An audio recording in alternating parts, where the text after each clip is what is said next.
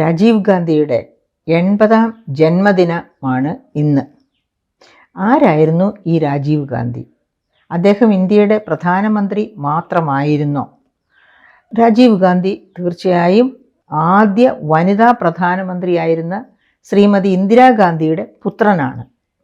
അതുമാത്രവുമല്ല, അദ്ദേഹം discovery of India രചിച്ച ഇന്ത്യയുടെ സ്വാതന്ത്ര്യ സമരത്തിൽ 100% ഭാഗവാക്കായിരുന്ന, വളരെ കാലം ജയിലിലിരുന്നു കൊണ്ട് അച്ഛൻ മകൾക്കയച്ച കത്തുകൾ വളരെ പ്രശസ്തങ്ങളാണ്. ആ കത്തുകൾ ഒക്കെ എഴുതിയ ധാരാളം ഗ്രന്ഥങ്ങളുടെ കർത്താവ് കൂടിയായ ജവഹർലാൽ നെഹ്റു. അദ്ദേഹത്തിൻ്റെ ആഗ്രഹം ഇന്ത്യയെ ഒരു റഷ്യൻ ടൈപ്പ്, അതായത് കമ്മ്യൂണിസ്റ്റ് ഭരണ സംവിധാനത്തിലൂടെ കൊണ്ടുവരണം എന്നുള്ളതായിരുന്നു. സെൻട്രൽ പ്ലാനിങ്ങിലൂടെ മുന്നോട്ട് പോകുന്ന ഒരു രാജ്യമാക്കി മാറ്റണം എന്നായിരുന്നു. പക്ഷേ സർദാർ പട്ടേൽ, അതുപോലെ തന്നെ കൃഷ്ണമേനോൻ, അങ്ങനെ ഒരുപാട് നേതാക്കന്മാർ, ആ കാലഘട്ടത്തിൽ ഉണ്ടായിരുന്ന ഒരുപാട് നേതാക്കന്മാരുടെ ഇടപെടൽ മൂലം, അതായത് അങ്ങനെ ഒരു സെൻട്രലൈസ്ഡ് പ്ലാനിംഗ് മോഡ് ഇന്ത്യക്ക് നല്ലതല്ല, ഗുണകരമല്ല എന്ന് അവസാനം അദ്ദേഹവും അംഗീകരിച്ചാണ് ഒരു മിക്സഡ് ഇക്കോണമി മോഡ് തിരഞ്ഞെടുക്കുന്നത്. മിക്സഡ് ഇക്കോണമി മോഡ് എന്ന് പറഞ്ഞാൽ കമാൻഡിങ് ഹൈറ്റ്സ്, ഏറ്റവും പ്രധാനപ്പെട്ട വ്യവസായങ്ങളൊക്കെ പബ്ലിക് സെക്ടറിൽ, പൊതുമേഖലയിലായിരുന്നു. മറ്റ് സാധാരണ വ്യവസായങ്ങളൊക്കെ ആർക്കും കൈവരിക്കാവുന്ന തരത്തിൽ സ്വകാര്യ മേഖലയിൽ. അങ്ങനെയായിരുന്നു ഇന്ത്യൻ ഇക്കോണമി ഒരു മിക്സഡ് ഇക്കോണമി ആയിട്ട് മുന്നോട്ട് പോകാനുള്ള തീരുമാനങ്ങളെടുത്ത്. അതിന് എല്ലാ നേതാക്കന്മാരും അദ്ദേഹത്തോടൊപ്പം അകമഴിഞ്ഞ് സമർപ്പിച്ച് തന്നെ കൂടെ നിൽക്കുകയും ചെയ്തു. അങ്ങനെയാണ് ഇന്ത്യൻ ഇക്കോണമി ഒരു മിക്സഡ് ഇക്കോണമി ആയിട്ട് വന്നത്. അപ്പോൾ എന്തുകൊണ്ടാണ് നെഹ്റു ഇങ്ങനെയൊരു മിക്സഡ് സിസ്റ്റം ഫോളോ ചെയ്യണം എന്ന് കരുതിയത്? കാരണം അന്ന് ഇന്ത്യ ഒരു ചൂഷിത രാജ്യമായിരുന്നു. അതായത് ബ്രിട്ടീഷ് മേൽക്കോയ്മയും കീഴിൽ വലിയ ദരിദ്രാവസ്ഥയിലേക്ക് വലിച്ചെറിയപ്പെട്ട, ഇവിടുത്തെ വിഭവങ്ങളൊക്കെ, ഇവിടുത്തെ വ്യാവസായിക കമേഴ്ഷ്യൽ ക്രോപ്പുകൾ, ഇതൊക്കെ ബ്രിട്ടൻ്റെ റവല്യൂഷൻ, ഇൻഡസ്ട്രിയൽ റവല്യൂഷൻ എന്ന് പറഞ്ഞാൽ തന്നെ ഇവിടെ നിന്ന് കൊണ്ടുപോകുന്ന ചണം, പഞ്ഞി തുടങ്ങിയ റോ മെറ്റീരിയൽസ് ഉപയോഗിച്ച് വ്യവസായം പുഷ്ടിപ്പെടുത്തുക, ഇംഗ്ലണ്ടിൻ്റെ വ്യവസായം പുഷ്ടിപ്പെടുത്തുക, ആ തരത്തിലൊക്കെ ചൂഷണം ചെയ്യപ്പെട്ട രാജ്യമായിരുന്നു ഇന്ത്യ. അങ്ങനെ ചൂഷണത്തിൻ്റെ പരാകാഷ്ഠയിൽ എത്തി നിൽക്കുമ്പോഴാണ് നാം സ്വതന്ത്രമാകുന്നത്. അങ്ങനെ സ്വതന്ത്ര രാജ്യമായി പ്രഖ്യാപിക്കപ്പെട്ടപ്പോൾ നാം ബിഗ് സീറോ ആയിരുന്നു വ്യാവസായിക നിലവാരത്തിൽ. അപ്പോൾ അങ്ങനെയുള്ള ഒരു ഇന്ത്യക്ക് ഒരു അടിസ്ഥാനം, ഒരു അടിത്തറ, വ്യാവസായിക അടിത്തറ, ഏത് രാജ്യത്തിനും വളരണമെങ്കിൽ ഒരു വ്യാവസായിക അടിത്തറ അനിവാര്യമാണ്. കാർഷിക അടിത്തറ വേണം, അതോടൊപ്പം തന്നെ വ്യാവസായിക സേവന അടിത്തറകളും അനിവാര്യമാണ്. അപ്പോൾ ഒരു വ്യാവസായിക അടിത്തറ ഇടാൻ വേണ്ടിയാണ് ഒരു മിക്സഡ് ഇക്കോണമി ഇവിടെ അനിവാര്യമാണ് എന്ന തീരുമാനത്തിലേക്ക് നമ്മുടെ നേതാക്കന്മാർ, നെഹ്റു അടക്കമുള്ള നേതാക്കന്മാർ എത്തി. അങ്ങനെ മിക്സഡ് ഇക്കോണമി രീതിയിൽ മുന്നോട്ട് പോകാൻ തുടങ്ങി. അങ്ങനെ മുന്നോട്ട് പോകാൻ തുടങ്ങിയ ഇന്ത്യൻ ഇക്കോണമി ആദ്യ കാലഘട്ടത്തിലൊക്കെ ആ മിക്സഡ് ഇക്കോണമി വളരെ ശക്തമായി പ്രവർത്തിച്ചു. അതുകൊണ്ടാണ് ഇപ്പോഴും നമ്മുടെ രാഷ്ട്രീയ നേതാക്കന്മാർ പറയുന്നത്, അതായത് 2007, 2008, 2009 വന്ന ആഗോള റിസഷൻ പീരീഡിൽ അപ്പോഴും ഇന്ത്യയുടെ രാഷ്ട്രീയ നേതാക്കന്മാരൊക്കെ പറഞ്ഞു, ഇന്ത്യയുടെ ഫണ്ടമെൻ്റൽസ് ആർ സ്ട്രോങ്, ഇന്ത്യയുടെ ഫണ്ടമെൻ്റൽസ് സ്ട്രോങ് ആണ്, അതുകൊണ്ട് തന്നെ ഈ ആഗോള റിസഷൻ ഇന്ത്യയിലേക്ക് എത്തുകയില്ല എന്നാണ് അവർ ഉദ്ദേശിച്ചത്. അങ്ങനെ കോവിഡ്-19 മഹാമാരി വന്നു. അതിനു മുൻപ് ഡിമോണിറ്റൈസേഷൻ വന്നു.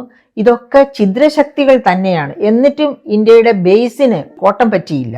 അതിൻ്റെ കാരണം അത്ര ശക്തമായ ഒരു അടിത്തറ, വ്യാവസായിക അടിത്തറ ഈ മിക്സഡ് ഇക്കോണമി മോഡിൽ വെച്ച് നെഹ്റുവിനും തുടർന്ന് വന്ന പ്രധാനമന്ത്രിമാർക്കും, അത് നെഹ്റുവിന് മാത്രമല്ല, ഇന്ദിരാഗാന്ധിക്ക് മാത്രമല്ല, രാജീവ് ഗാന്ധിക്ക് മാത്രവുമല്ല, കൂടാതെ ലാൽ ബഹദൂർ ശാസ്ത്രി തൊട്ട് വാജ്പേയി തൊട്ടുള്ള പ്രധാനമന്ത്രിമാരൊക്കെ ആ ഗണത്തിൽപ്പെട്ടവരാണ്. അപ്പം അവരൊക്കെ ചുക്കാൻ പിടിച്ച ഇന്ത്യക്ക് ഒരു നല്ല സ്ട്രോങ് ആയിട്ടുള്ള ബേസ്, ഇൻഡസ്ട്രിയൽ ബേസ് ഉണ്ടായി.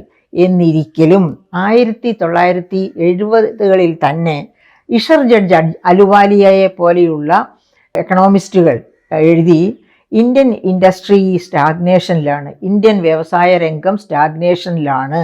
ഈ സ്റ്റാഗ്നേഷനിൽ നിന്ന് ഇന്ത്യൻ ഇൻഡസ്ട്രിയെ രക്ഷപ്പെടുത്തണം എന്നുണ്ടെങ്കിൽ ഇന്ത്യൻ ഇൻഡസ്ട്രി മത്സരസജ്ജമാകണമെങ്കിൽ ഇന്ത്യൻ ഇൻഡസ്ട്രിക്ക് എന്താണ് വേണ്ടത്? ഇന്ത്യൻ ഇൻഡസ്ട്രിക്ക് മറ്റ് രാജ്യങ്ങളിലുള്ള ഉൽപ്പന്നങ്ങളുമായിട്ട് കിടപിടിക്കേണ്ടി വരും, മത്സരിക്കേണ്ടി. അപ്പോഴാണ് സാങ്കേതിക മികവിന് വേണ്ടി ഇന്ത്യ ശക്തമായ ശ്രമം നടത്തുക. അപ്പോൾ അതുവരെ എന്തായിരുന്നു ഉണ്ടായിരുന്നത്? വിദേശ രാജ്യങ്ങളിൽ നിന്ന് ഇന്ത്യയിലേക്ക് ഒന്നും ഇറക്കുമതി ചെയ്യാൻ, ഞാൻ നേരത്തെ സൂചിപ്പിച്ചല്ലോ, കമാൻഡിങ് ഹൈറ്റ്സ് 18 പരമപ്രധാനമായ വ്യവസായങ്ങൾ പബ്ലിക് സെക്ടറിൽ ഒതുക്കിയിട്ടിരിക്കുകയായിരുന്നു ഇത്. അപ്പോൾ ആ മേഖലയിലേക്കൊന്നും യാതൊന്നും ഇമ്പോർട്ട് ചെയ്യാൻ സമ്മതിക്കില്ല. ഇവിടുത്തെ പൊതുമേഖലാ വ്യവസായങ്ങൾ ഉൽപ്പാദിപ്പിക്കുന്നത് മാത്രമായിരുന്നു ഇന്ത്യയിൽ വിൽപ്പന ചെയ്തിരുന്നത്. അങ്ങനെ വരുമ്പോഴത്തേക്ക് എന്ത് ഉൽപ്പാദിപ്പിച്ചാലും അത് വിറ്റുപോകും എന്ന ഒരു സ്ഥിതി വന്നാൽ ആരും കോമ്പറ്റേറ്റീവ് ആകില്ല, ആരും ടെക്നോളജിക്കൽ അപ്ഗ്രഡേഷന് ശ്രമിക്കില്ല, ആരും എഫിഷ്യൻസിയെ പറ്റി ശ്രദ്ധിക്കില്ല. അത്തരം ഒരവസ്ഥയിലേക്ക്, അലസതയിലേക്ക് കാലൂന്നിയ കാലഘട്ടത്തിലാണ് ഇഷർജഡ് Ahluwalia industrial stagnation in India since mid 1960s എന്ന ഗ്രന്ഥവുമായി വരുന്നത്. അതെല്ലാ എക്കണോമിസ്റ്റുകളും, ഇന്ത്യയിൽ മാത്രമല്ല ലോകത്ത് ഉള്ള എക്കണോമിസ്റ്റുകളൊക്കെ കൈയടിച്ച ഗ്രന്ഥമായിരുന്നു. തീർച്ചയായും ഇതൊക്കെ കണ്ടാകാം രാജീവ് ഗാന്ധി എന്ന പ്രധാനമന്ത്രി ഇന്ത്യക്ക് ഒരു പുതു യുഗം സമ്മാനിക്കണം, ഇന്ത്യയെ ആഗോള മത്സര സജ്ജമായ ഇക്കോണമിയാക്കി മാറ്റണം എന്ന് മനസ്സിൽ കണ്ടുകൊണ്ട് ചില കാര്യങ്ങളൊക്കെ ചെയ്യാൻ തുടങ്ങി. അതായത് ചില നയപരമായി വ്യാവസായിക നയപരിപാടികളിൽ മാറ്റം വരുത്താൻ തുടങ്ങി. അപ്പോൾ അദ്ദേഹത്തെ സഹായിക്കാൻ അദ്ദേഹത്തോടൊപ്പമുണ്ടായിരുന്നു സാം പിത്രോദ എന്ന് പറയുമ്പോൾ അദ്ദേഹം ഇന്ത്യക്കാരനായ അമേരിക്കൻ ആണ്.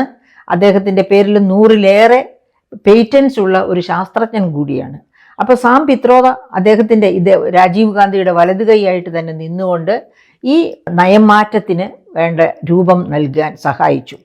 അങ്ങനെയാണ് ടെലികോം മേഖലയിലെ റവല്യൂഷണറി ചേഞ്ചസ് ഇന്ത്യയിലേക്ക് വരുന്നത്. അതായത് രാജീവ് ഗാന്ധിയുടെ അനുഗ്രഹാശിസുകളോടെ സാം പിത്രോദയൊക്കെ ഉൾപ്പെട്ട ശാസ്ത്ര സമൂഹത്തെ കൂട്ടിച്ചേർത്താണ് ഇങ്ങനെ ഒരു സ്റ്റെപ്പ്, ടെലികോം റവല്യൂഷനുള്ള ഒരു സ്റ്റെപ്പ് എടുക്കുന്നു.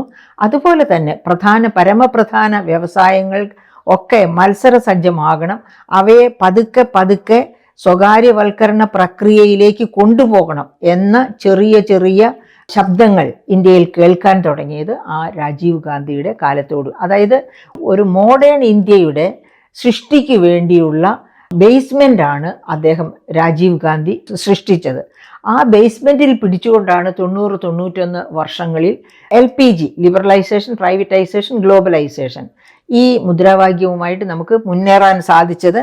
അപ്പോൾ രാജീവ് ഗാന്ധി അല്ല ശരിക്കും LPG റെക്കമെൻഡ് ചെയ്യുന്നത്. പക്ഷേ ഈ LPG വന്ന് ഇന്ത്യ ഗ്ലോബലൈസ്ഡ് ആകുന്നതിന് മുൻപ് തന്നെ ഇന്ത്യയെ ഒരു മത്സര സജ്ജമായ രാഷ്ട്രമാക്കി, മറ്റ് രാജ്യങ്ങളോട് കടപിടിക്കുന്ന രാജ്യമാക്കി മാറ്റാനുള്ള ശ്രമങ്ങൾ തുടങ്ങിയിരുന്നു, അതിനുള്ള വിത്ത് പാകിയിരുന്നു.